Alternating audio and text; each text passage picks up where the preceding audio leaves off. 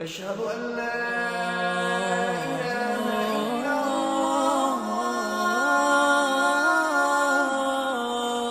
يقول الله عز وجل في كتابه الكريم بعد أن أقول أعوذ بالله من الشيطان الرجيم: ومن الناس من يعبد الله على حرف فإن أصابه خير اطمأن به وإن أصابته فتنة انقلب على وجهه خسر الدنيا والآخرة ذلك هو الخسران المبين. اللهم لا تجعلنا منهم.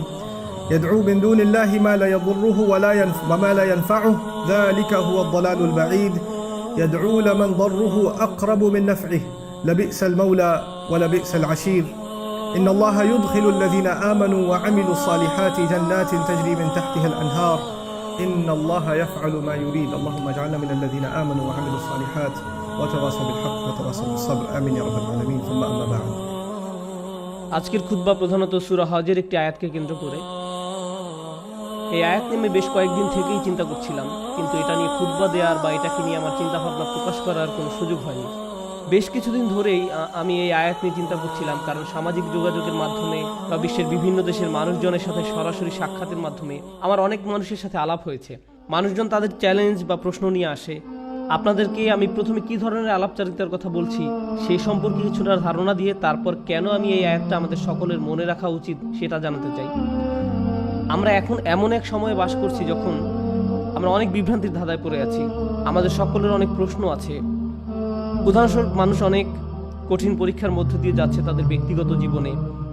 যখন একজন বিশ্বাসী তার দিন সম্বন্ধে খুব ভালোভাবে জানে এবং তার আল্লাহর কিতাব সম্পর্কে জানে এবং তার অনুধাবন করে সেই প্রশান্তি, আন্তরিক পরামর্শ এবং আল্লাহর কিতাব যে উপশম প্রদান করে, তার প্রেরিত নবী সাল্লাল্লাহু আলাইহি ওয়াসাল্লাম সুন্নাত থেকে যা পাওয়া যায়, তখন তার আল্লাহর দিনে প্রশান্তি পায়। কিন্তু এখন আমরা এক অদ্ভুত সময় বাস করছি। আমরা এটাকে তথ্যের যুগ বলি, কিন্তু আমাদের বেশিরভাগই আমাদের নিজেদের ধর্ম সম্বন্ধে বেশি কিছু জানি না। আমরা সত্যিই জানি না কিভাবে আমাদের কিতাব এবং আমাদের বিশ্বাস এবং আমাদের ধর্মগ্রন্থ আমাদের উপশম দিতে পারে।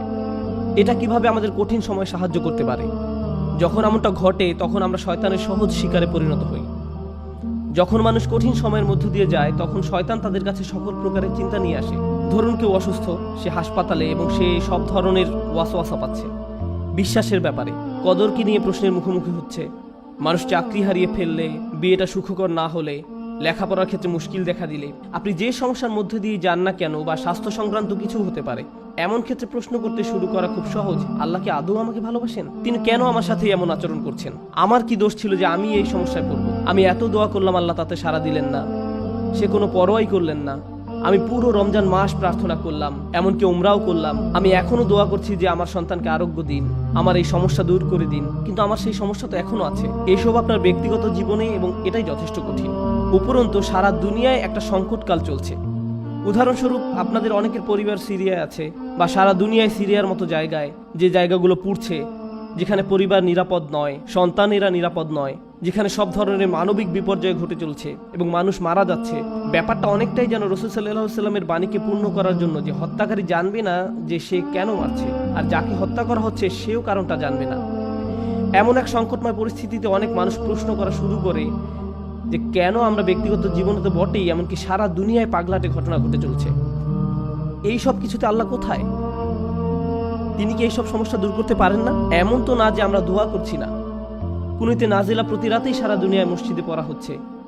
আল্লাহুম্মা সুরিল ইসলাম ওয়াল মুসলিমিন, আইজিল ইসলাম ওয়াল মুসলিমিন। মুসলিমদের সহায়তা করুন, ইসলামকে সহায়তা করুন, মুসলিমদের শক্তি দিন, ইসলামকে শক্তি দিন। হে আল্লাহ, আমাদের দিনের শত্রুদের বিরুদ্ধে শক্তি দিন। মনে হচ্ছে যে শত্রুরা দিন দিন আরো শক্তিশালী হচ্ছে আর বেশি বেশি করে রক্তপাত ঘটাচ্ছে। সেই মুহূর্তে কোনো ব্যক্তি তার ধর্ম নিয়ে খুবই হতাশ হয়ে যায় এবং চিন্তা করা শুরু করে এসবের কোনো মানে হয় না, আমি কেন দোয়া করব, কিছুই তো বদলাবে না। এটা কিন্তু আসলে খুব সার্বজনীন একটা সমস্যা। এই সমস্যার ফলাফল স্বরূপ কিছু জিনিস ঘটে। কিছু মানুষ দোয়া করাই বন্ধ করে দেয়। শুধু দোয়াই নয়, এমনকি তারা নামাজ পড়াও বন্ধ করে দেয়, পরোয়া করে না। নামাজকে আল্লাহ এভাবে বর্ণনা করেছেন যে এটা একটা সুরক্ষা, এটা একটা সুরক্ষা। ইন্না সালাতা তানহা আনিল ফাহশাই ওয়াল মুনকার। নামাজ আপনাকে সব ধরনের লজ্জাহীনতা, অশ্লীল আচরণ এবং সব ধরনের ক্ষতি থেকে রক্ষা করে, সব ধরনের ক্ষতি থেকে রক্ষা করে। সুতরাং আল্লাহ যখন এমনটা বলেন এবং কোনো ব্যক্তি নামাজ ত্যাগ করে, তখন তারা আসলে সরাসরি শয়তানের শিকারে পরিণত হয়, সব ধরনের খারাপ কাজ করে যাবে এবং যে করছে সে বুঝতেও পারবে না যে সে কেন এই কাজটা করছে। এরপরে এমন মানুষও কিন্তু আছে যারা অত দূর যায়নি, তারা এখনো দিনের উপর অধিষ্ঠিত আছে, তারা এখনো দিনকে ধরে রেখেছে, কিন্তু তারা কোনো মতে ধরে আছে, কোনো ক্রমে ধরে আছে। তারা কোনো ক্রমে জুমার নামাজে আসে, এমনকি সেটাও তার জন্য সংগ্রাম। কিছু মানুষের অবস্থা এত খারাপ হয়ে যায় যে তারা একটা মসজিদের ভিতরে বেশি সময় থাকতেও পারে না। যদিও কোনো কারণে তারা থাকে, তাহলে অস্বস্তি বোধ করা শুরু করে। এমন ঘটনা ঘটে। আমার এমন অনেক মানুষের সাথে সাক্ষাৎ হয়েছে। আমি মনে করি না যে তারা খারাপ মানুষ। যাই হোক, আমি মনে করি কিছু মৌলিক বিষয় ঠিক ছিল না, কিছু নির্দিষ্ট চিন্তা, কিছু নির্দিষ্ট ধারণা, কিছু নির্দিষ্ট অনুভূতিতে ভুল আছে। আর সেই ভুল অনুভূতির কারণে একজন খুব বিপজ্জনক পথে চলে, সেই পথে যেটা পথভ্রষ্টতার দিকে নিয়ে যায়। এদিকে সূরা হজের শুরুতে আল্লাহ আযজা ওয়া জাল্লা বলছেন সেই সব মানুষের কথা যাদের কাছে মানুষকে পথভ্রষ্ট করার কার্যপ্রণালী আছে। খারাপ মানুষ যারা কোনো জ্ঞান ছাড়াই আল্লাহর বিরুদ্ধে তর্ক করে, এরা আর কিছু চায় না। মাই ইউজাদিলু ফিল্লাহি বিগাইরি ইলমিন ওয়ালা হুদাও ওয়ালা কিতাবিম মুনির। কোনো ব্যক্তি আল্লাহর ব্যাপারে তর্ক করে, বিতর্ক করে এবং ধর্মকে ঘৃণা করে এবং আল্লাহকে ঘৃণা করে, নবী সাল্লাল্লাহু আলাইহি সাল্লামকে ঘৃণা করে এবং তাদের কোনো ধারণাই নাই যে তারা কেন বিতর্ক করছে, পথ নির্দেশনাও নেই, কোনো আলোকিত চিন্তার আলোকেও তারা কাজটা করে না, অভিযোগ করার জন্যই অভিযোগ করা। সেই ধরনের মানুষগুলোর জন্য শুধু এটা যথেষ্ট নয় যে তারা বিভ্রান্তিতে আছে, তাদের আসলে অন্য কাউকে ভুল পথে পরিচালিত করতে হবে। সেটা একদল মানুষ। কিন্তু এই দলের মানুষদের নিয়ে আমি আজ কথা বলবো না। আমি কথা বলবো এর পরের যে দল, তাদের নিয়ে, যারা কিনারায় আছে, আক্ষরিকভাবেই যারা প্রান্তে আছে। কুরআন তাদেরকে এইভাবে বর্ণনা করছে, অমিনান নাসি মান ইয়াবুদুল্লাহি আলা হারফ। আমি এটার এভাবে অনুবাদ করব যে মানুষের মধ্যে এমন কেউ আছে যে আল্লাহর উপাসনা করে একদমই কিনারায়। তারা আল্লাহর উপাসনা করে কিন্তু পর্বতের একদম খারাপ প্রান্তে। এর অর্থ কি? এর অর্থ হলো কিছু সময় এখানে, কিছু সময় সেখানে পড়ে যাওয়ার জন্য প্রস্তুত। তাদের বিশ্বাস যথেষ্ট স্থির নয়, তারা তাদের উপাসনায় যথেষ্ট স্থিতিশীল নয়, তারা অনড় নয়। তাদের মনে এমন প্রশ্ন আছে যার উত্তর তার জানা নেই, অমীমাংসিত আবেগ। সুতরাং সেটা কিভাবে প্রদর্শিত হয়? আল্লাহ নিজে বলেন, ফাইন আসাবাহু খায়রুন আতবাআন্না বিহি। যখন ভালো কিছু তাদের আসে, যদি জীবনে ভালো কিছু ঘটে, তাহলে তারা ভালো থাকে। ঠিক আছে, ঠিক আছে, আল্লাহ আসলে এই দুয়াটা শুনেছেন, সুতরাং আমি এখন নামাজ পড়তে পারি, আমার ভালো লাগছে। ওয়া ইন আসাবাহু ফিতনাতুন, যখন তারা কোনো ফিতনার সংস্পর্শে আসে। ফিতনা শব্দের অর্থ হলো কোনো ধরনের পরীক্ষা, কোনো কিছু যেটা তাদের বিশ্বাসকে পরীক্ষা করে। সুতরাং আল্লাহ খায়রের বিপরীত শব্দ শার ব্যবহার করেননি, এখানে শব্দটি হবে শার। সুতরাং আপনি হয়তো আশা করছিলেন যে আল্লাহ বলবেন ফা ইন আসাবাহু খায়রুন ইতমাআন্না বিহি ওয়া ইন আসাবাহু শাররুন। না, ওয়া ইন আসাবাতহু ফিতনাতুন। কেন এই শব্দটি গুরুত্বপূর্ণ? কারণ আল্লাহ আমাদেরকে জানাচ্ছেন যখন আপনার খারাপ কিছু ঘটে, তখন শুধু আল্লাহ আপনার বিশ্বাসকে পরীক্ষা করছেন। আল্লাহ শুধু দেখতে চান আপনি কি বিশ্বাস করেন এক আল্লাহকে যে আপনাকে তখনও ভালোবাসেন, যিনি তখনও আপনাকে গুরুত্ব দেন, তখনও তিনি আর রহমান, তখনও তিনি আর রাজিক, তিনি তখনও আপনার সব কিছুর যোগান দিয়ে যাচ্ছেন, আপনার যত্ন নিয়ে যাচ্ছেন, যদিও আপনি তা দেখতে পান না, যদিও আপনার মনে হচ্ছে যেন আপনার সামনে সমস্যার স্তূপ। আর শয়তান চায় যে আপনি প্রশ্ন করুন আল্লাহ কোথায়, সে চায় যে আপনি প্রশ্নটি করুন। তাই আল্লাহ আপনাকে অনেক সময় এমন পরিস্থিতি ফেলতে চান এটা দেখার জন্য যে আপনার বিশ্বাস কতটা পাকাপোক্ত। এই দিনের শুরু কিন্তু আল্লাযিনা ইউমিনুনা বিল গায়ব, তারা এমন এক আল্লাহকে বিশ্বাস করে যাকে তারা দেখতে পায় না। এর অর্থ শুধু এই নয় যে আমরা আল্লাহকে দেখতে পাই না, পরিকল্পনাও দেখতে পাই না। আল্লাহ আপনাকে বলে দেন না যে তোমার দিনটা এভাবে যাবে, তুমি এখন কঠিন সময়ের মধ্য দিয়ে যাচ্ছ, কিন্তু সহজ সময় আসছে কয়েক সপ্তাহ বা কয়েক বছর বা কয়েক ঘন্টার মধ্যেই। আমরা জানি না যে পরবর্তী মিনিটেই পরিস্থিতি ভালো হবে নাকি আরো 10 বছর লাগবে, আমরা কিছু জানি না। আল্লাহ সেটা বলবেন না। ওমা কান আল্লাহু লিইউতলিয়াকুম আলাল গায়ব, আল্লাহ আপনাকে অদৃশ্যের ব্যাপারে জানাবেন না, তিনি সেটা আপনাকে জানাতে বাধ্য নন। আল্লাহ শুধু আপনাকে বলছেন তাকে বিশ্বাস করতে, শুধু আপনাকে বলছেন তাকে বিশ্বাস করতে, তাকে বিশ্বাস করতে যে আপনি নিজেকে কতটা ভালোবাসেন, আল্লাহ আপনাকে তার চেয়েও বেশি ভালোবাসেন। আপনাকে শাস্তি দিয়ে, যন্ত্রণা দিয়ে তার কোনো লাভ নেই, তার কোনো লাভ নেই। মা ইয়াফআলুল্লাহু বিআযাবিকুম, আপনাকে শাস্তি দিয়ে আল্লাহর কি লাভ? আপনি কেন ভাবেন যে আল্লাহ আপনাকে পাকড়াও করতে চান? আল্লাহ নিজে আক্ষরিক অর্থেই এই প্রশ্ন করেছেন।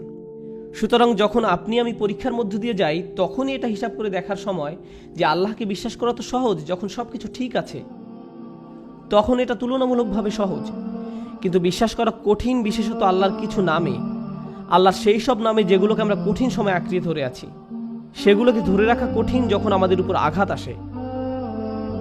যখন আমরা বিশ্বাস করি যে আল্লাহ উপশমকারী, আল্লাহই সব শিফার মালিক, তার কিতাব হলো শিফা, আর আপনি হাসপাতালে বসে আছেন মৃত্যুমুখী মায়ের কাছে বা মৃত্যুমুখী বাবার কাছে, তখন বিশ্বাস করা কঠিন। এটা অনেকের কাছেই কঠিন মনে হয়। এই খুতবাকে আমি দুইটা জিনিসে ভাগ করতে চাই। একটা হলো দোয়া বিষয়ে আমাদের চিন্তাভাবনা সংশোধন করা। পবিত্র কোরআনের অধিকাংশ দোয়াতে, নবী সাল্লাল্লাহু আলাইহি সাল্লামের সুন্নতের অধিকাংশ দোয়াতে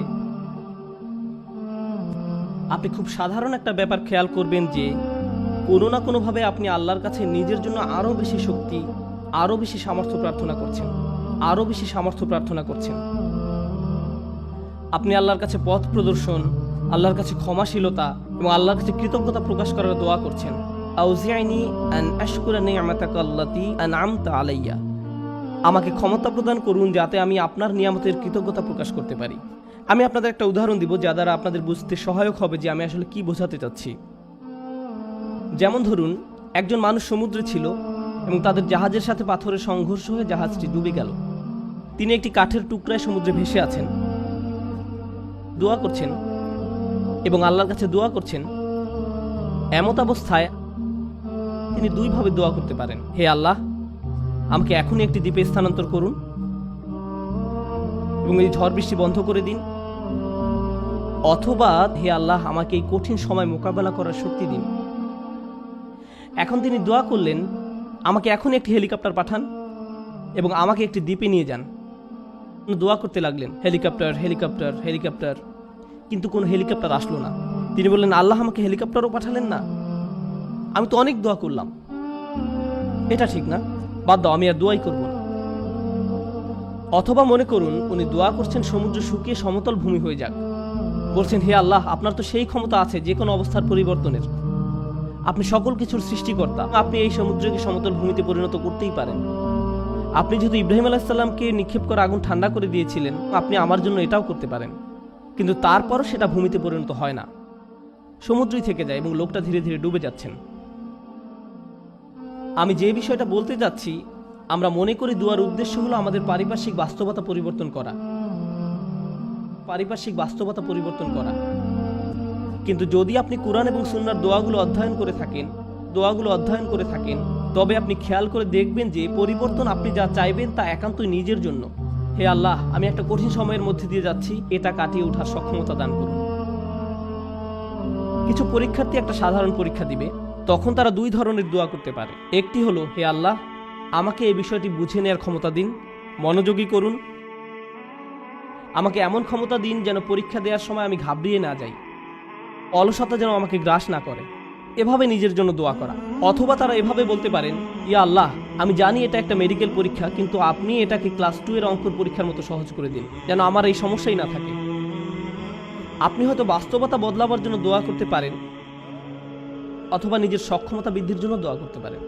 বেশিরভাগ মানুষ যারা ধর্মবিশ্বাসে দুর্বল, তারা নিজেদের ক্ষমতা বৃদ্ধি বা নিজেদের পরিবর্তন চায় না, এবং আল্লাহর কাছেও তাই চায়। কিন্তু আসলে কি সেই পরিবর্তন হয় না? এবং যখন পরিবর্তন হয় না, তখন তারা আল্লাহকে দোষারোপ করে। কেন আপনি আমার পৃথিবীকে পরিবর্তন করেননি? কেন আপনি সবকিছুকে আমার জন্য সহজ করে দেননি? আপনি যদি চান বাস্তবতা আপনার পক্ষে থাকবে, তাহলে আপনাকে সত্যিকারভাবে শিখতে হবে কিভাবে আল্লাহর কাছে সমর্পিত হতে হয়। এমন নয় যে যখন কিছু প্রয়োজন, কোনো সমস্যা, তখনই আল্লাহর কাছে সাহায্য চান, বরং আপনি আল্লাহর কাছে সব সময় আসবেন। আপনাকে সব সময় তার কাছে সমর্পিত হতে হবে।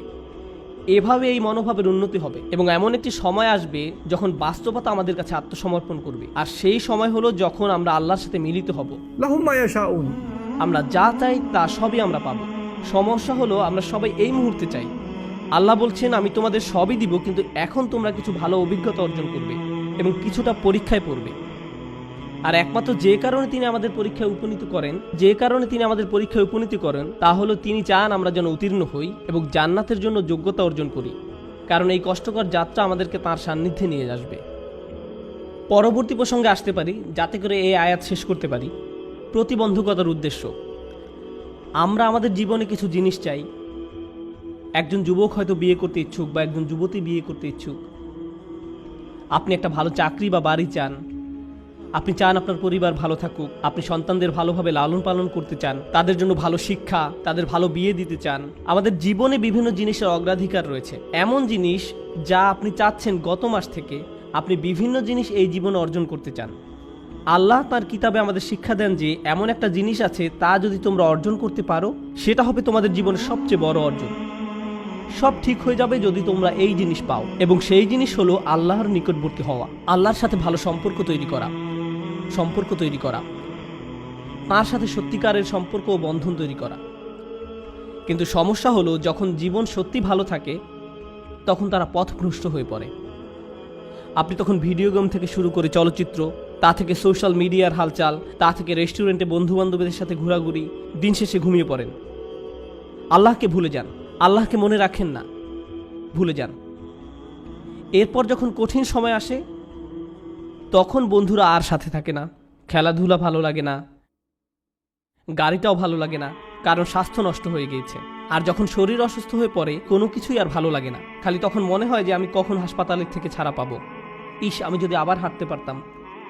মানুষজন আপনার পছন্দের খাবার আনবে, আপনি খেতে যাচ্ছেন না। আপনার পছন্দের মুভি দেখাবে, আপনি দেখতে চান না। আপনি সারাক্ষণ যেসব বিষয়ে মেতে থাকতেন, একটার পর একটার পিছে ছুটে বেড়াতেন, আজ আর কিছুই ভাল লাগে না। কোনো কিছুর প্রতি আজ আপনার কোনো আগ্রহ নেই, কারণ আল্লাহর একটি রহমত আপনার জন্য কিছুটা কমে গিয়েছে। এমত অবস্থায় আপনার জন্য দুইটা উপায় রয়েছে। আপনি যদি এমন মানুষ হন যাদের অবস্থান বিশ্বাসের একেবারে প্রান্ত সীমায়, আপনি আল্লাহকে দোষ দেওয়া শুরু করতে পারেন, আপনি কেন আমাকে এই বিপদে ফেললেন। অথবা এই বিপদের সময় আপনি আমাদের জীবনের সবচেয়ে শ্রেষ্ঠ সম্পত্তি অর্জন করতে পারি, আর সেটা হলো বিনম্রতা এবং আল্লাহর অধিক নিকটবর্তী হওয়া।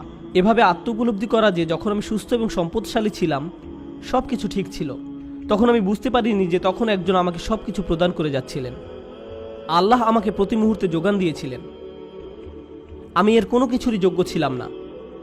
এজন্যই আল্লাহ সুবহানাহু ওয়া তাআলা বলেন, উলাইকা লাহুম নাসিবুম মিম্মা কাসাবু।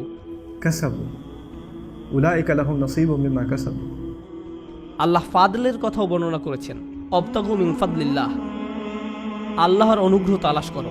আপনি কিছু উপার্জন করতে পারেন না, আপনি যা কিছুই পান তা আপনার প্রতি আল্লাহর অনুগ্রহ মাত্র, কিন্তু সময় থাকতে বুঝতে পারেননি, কারণ আপনি এটা সহজেই পেয়েছিলেন। আপনি আল্লাহর কাছে অনুনয় বিনয় করে চাইতে থাকেন, কান্নাকাটি করেন এবং এমনভাবে প্রার্থনা করতে থাকেন যেভাবে পূর্বে কখনো করেননি, যেভাবে আগে কখনো অনুভব করেননি, এবং অতঃপর আল্লাহ আপনাকে সুস্থ করেন।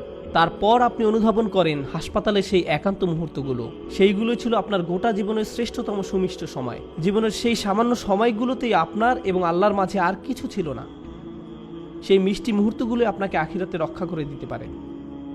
এই মুহূর্তগুলি হতে পারে সবচেয়ে বড় পুরস্কার যা আল্লাহ আপনাকে দিয়েছেন। যখন সময় কঠিন হয়ে যায়, ওয়া ইন আসাবাতহু ফিতনাতুন ইনকালাবা আলা ওয়াজহিহি, এবং যদি কোনো পরীক্ষায় পড়ে তখন মুখ ঘুরিয়ে নেয়। তার মানে কি? তার মানে আমি আল্লাহর কাছে কিছুই চাই না। কিভাবে তিনি আমাকে ছেড়ে গেলেন?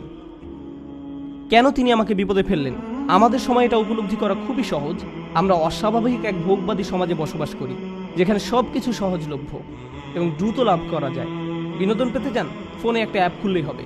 কিছু কিনতে চান, জাস্ট অ্যামাজন থেকে অর্ডার করুন, এটা আপনার ঘরে পৌঁছে যাবে। সবকিছু কষ্ট ছাড়া পাওয়া যায় এবং সবকিছু সাথে সাথেই পাওয়া যায়। আপনি কিছু চাইছেন, আপনাকে তার কাছে যেতে হবে না, সেটাই আপনার কাছে আসবে। সবকিছু দ্রুত হয়। আমাদের এখন আপ্যায়িত হওয়ার অভ্যাস হয়ে গিয়েছে।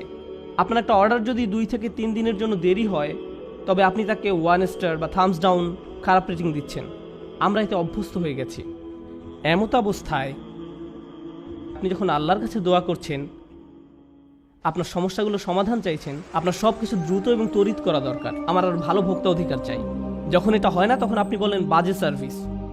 আমার আর ভালো ভোক্তা অধিকার চাই, আমার আর ভালো ভোক্তা অধিকার চাই।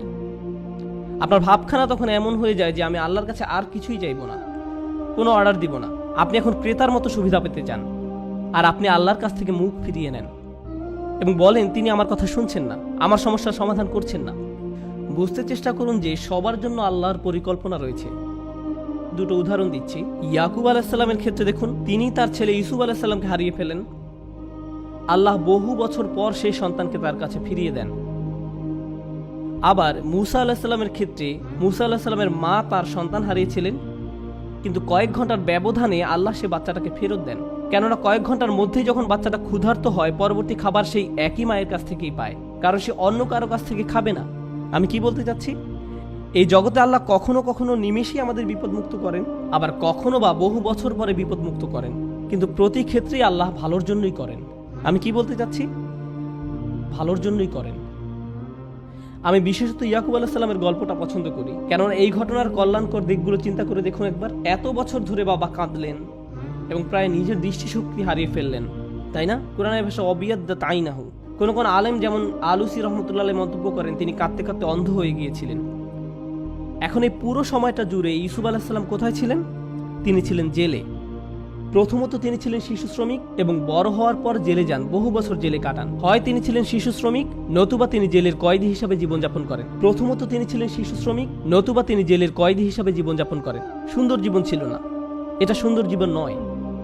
কিন্তু এরপরও যখন তিনি রাজার স্বপ্নের অর্থ বলেন এবং সেই স্বপ্নের অর্থ হয় যে পুরো অর্থনীতিতে 7 বছরের মধ্যে ধস নামবে, মানুষজন দুর্ভিক্ষে মারা যাবে, একজনই তখন সেই সমস্যার সমাধান জানতেন, তিনি হলেন ইউসুফ আলাইহিস সালাম। যদি তিনি জেলে না থাকতেন তাহলে রাজাকে সাহায্য করতে পারতেন না। বুঝতে পেরেছেন?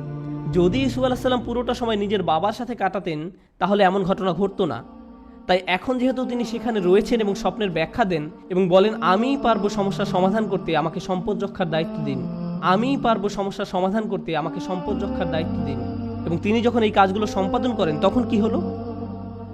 লাখ লাখ বাবা মাকে আর কাঁদতে হয়নি, কারণ তাদের সন্তান ক্ষুধার যন্ত্রণায় মৃত্যুবরণ করেনি। একজন বাবা তার সন্তানের জন্য বহু বছর কাঁদলেন, কিন্তু তার একার কান্নায় আল্লাহ হাজার হাজার পরিবারকে কান্না থেকে বাঁচিয়ে দেন। কারণ তিনি যদি অর্থনীতি এবং ফসল না বাঁচাতেন পুরো দেশটাতে খরা হতো, মানুষ দুর্ভিক্ষে মারা যেত এবং যুদ্ধ সহ বিভিন্ন সমস্যার সূত্রপাত হতো। কখনো কখনো আপনি যে সমস্যার মধ্য দিয়ে যান সেটা শুধু আপনার নিজের জন্যই কল্যাণকর নয়, সেটা অনেকের জন্য সাদকায় জারিয়া পরিণত হতে পারে। আপনি সেটা জানেন না, কিন্তু আপনার ইমানের অবস্থা যদি নড়বড়ে হয় আল্লাহর উপর আপনার এমন বিশ্বাস থাকবে না। আর তাই এই নড়বড়ে ইমানের কারণে আপনি আল্লাহর দিক থেকে মুখ ফিরিয়ে নেবেন। তারপর আল্লাহ বলেন খসিরত দুনিয়া ওয়াল আখিরা। যখন মানুষ এমন করে তখন তারা এই দুনিয়া এবং পরকাল উভয়টাই হারায়। এর মানে কি? আপনি যদি নিজেকে ধরে রাখতে পারেন, দেখুন আল্লাহ বলছেন লাকাদ খলাকনাল ইনসানা ফি কাবাদ, নিঃসন্দেহে আমি মানুষকে সৃষ্টি করেছি কষ্ট ক্লেশের মধ্যে। আপনি আল্লাহকে বিশ্বাস করুন আর নাই করুন, আপনার জীবনে চ্যালেঞ্জ থাকবেই। আপনি আল্লাহকে বিশ্বাস করুন আর নাই করুন, জীবিকা উপার্জন করতে আপনাকে প্রচুর পরিশ্রম করতে হবে, অসুস্থতার সাথে লড়াই করতে হবে। এই জীবনটা এমন নয় যে বিশ্বাসীরা এখানে বিলাসী জীবনযাপন করবে আর অবিশ্বাসীরা কষ্টে থাকবে। আল্লাহ সব মানুষকেই কষ্ট ক্লেশের মধ্যে সৃষ্টি করেছেন, তিনি এটাই বলছেন। এখন আপনি যদি ইমানের সাথে এই কষ্ট ক্লেশ অতিক্রম করতে পারেন তাহলে এই জীবনে যেমন আপনি সফলতা লাভ করবেন তেমনি পরকালীন জীবনেও সফল হবেন। আপনি এমন মানসিক প্রশান্তি লাভ করবেন যা অবিশ্বাসী কারো পক্ষে লাভ করা সম্ভব না। আপনি এবং অবিশ্বাসী দুজনই অসুস্থ, কিন্তু আপনি অসুস্থ থাকা সত্ত্বেও প্রশান্তি লাভ করেন আর সে কোনো প্রশান্তি পায় না। আপনি এবং অবিশ্বাসী দুজনে একই ধরনের অর্থনৈতিক সমস্যায় থাকবেন, একই ক্ষুধায় থাকবেন, তারপরও আপনার অন্তর প্রশান্ত। এত কিছুতে আল্লাহ আপনাকে শান্তি দিচ্ছেন, পুরস্কৃত করছেন, শান্তি দিচ্ছেন, তিনি এখনো আপনাকে রক্ষা করছেন। যারা বিপদে পড়লে আল্লাহর দিক থেকে মুখ ফিরিয়ে নেয় তাহলে আপনি এই দুনিয়ায় শান্তিও হারাবেন, তো আখিরাতে তো হারাবেনই। খসিরাত দুনিয়া ওয়াল আখিরা। আল্লাহর নিকট এই বলে দোয়া করি, রব্বানা আতিনা ফিদ দুনিয়া হাসানা ওয়া ফিল আখিরাতি হাসানা। হে আমাদের রব, আমাদের দুনিয়ায় হাসানা দান করুন এবং পরকালের হাসানা দান করুন। এখানে হাসানা শব্দের উপযুক্ত অর্থ হলো যখন আপনি আল্লাহর কাছে জীবনের জন্য ভালো কিছু চান, অর্থাৎ ভবিষ্যতের জন্য ভালো চাওয়া, আখিরাতের জন্য চাওয়া একই সময়। এটা হলো রব্বানা আতিনা ফিদ দুনিয়া হাসানা ওয়া ফিল আখিরাতি হাসানা।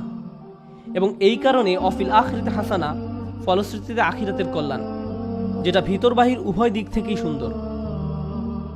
অফিল আখিরাতে হাসানা। তো আল্লাহ বলেন যালিকা হুয়াল খুসরানুল মুবিন, এটি হলো সুস্পষ্ট ক্ষতি। কোরআনে ক্ষতির জন্য 3টি শব্দ ব্যবহার করা হয়েছে। আল্লাহ ব্যবহার করেছেন খুসর, ইন্নাল ইনসানা লাফি খুসর। তিনি ব্যবহার করেছেন খাসারান এবং খুসরান। খুসরান হলো মাজদার সিগাতুল মুবালাগা, চরম পর্যায়ের ক্ষতি, কল্পনাতীত ক্ষতি। আল্লাহ তাআলা যত ক্ষতির কথা বলেন তার মধ্যে সবচেয়ে খারাপ হলো এটা। এমন একজন যে সত্যিকারের ইমানদার ছিল, যখন সময় খারাপ হয়ে পড়ে তখন ইমান হারিয়ে ফেলে, যার ফলে সে এই জীবন এবং পরকাল উভয়টাই হারায়। তার কিন্তু সব ছিল, আল্লাহ তার জন্য সব সাজিয়ে রেখেছিলেন, তার জন্য সব সাজিয়ে রাখা হয়েছিল। সুতরাং আমি এই কথা বলে শেষ করছি, আল্লাহ আযজা ওয়া জাল্লা বর্ণনা করেন আল্লাযীনা ইয়ারিসুনাল ফিরদাউস, তারা ফিরদাউসের উত্তরাধিকার লাভ করবে। অবাক করা শব্দ। আল্লাহ অনেক জায়গায় বলেন তারা জান্নাতে প্রবেশ করবে, কিন্তু সূরাতুল মুমিনে আল্লাহ বলেন তারা জান্নাতের উত্তরাধিকার লাভ করবে। আপনারা জানেন উত্তরাধিকার হলো তা যা আপনি আপনার পূর্বপুরুষের কাছ থেকে পেয়ে থাকেন। আপনার পরিবার এটার মালিক ছিল, রাসূল সাল্লাল্লাহু আলাইহি ওয়াসাল্লাম আসলে এটাকে এভাবে বর্ণনা করেছেন, এর দুটি ব্যাখ্যা রয়েছে। জান্নাত আমাদের পিতা আদম আলাইহিস সালামকে দেয়া হয়েছিল, তাই আমরা এর জন্য ইতিমধ্যে যোগ্যতা সম্পন্ন, ইতিমধ্যেই। সুতরাং আমরা মিরাস হিসাবে সেখানে দাখিল হব, আমরা উত্তরাধিকার সূত্রে এটা লাভ করব। কিন্তু আরেকটি সুন্দর হাদিস আমি পেয়েছি যখন আমি এটা নিয়ে অধ্যয়ন করছিলাম, ফিরদাউস নিয়ে পড়ছিলাম। রাসূল সাল্লাল্লাহু আলাইহি ওয়াসাল্লামের এক বিস্ময়কর হাদিস। রাসূল সাল্লাল্লাহু আলাইহি ওয়াসাল্লাম বলেন, আল্লাহ জান্নাতুল ফিরদাউসের সকল মানুষের জন্য ঘর তৈরি করে রেখেছেন। আল্লাহ জান্নাতুল ফিরদাউসের সকল মানুষের জন্য ঘর তৈরি করে রেখেছেন, সকল মানুষের জন্য, শুধুমাত্র বিশ্বাসীদের জন্য না। কিন্তু কিছু মানুষ ওখানে যেতে চায় না।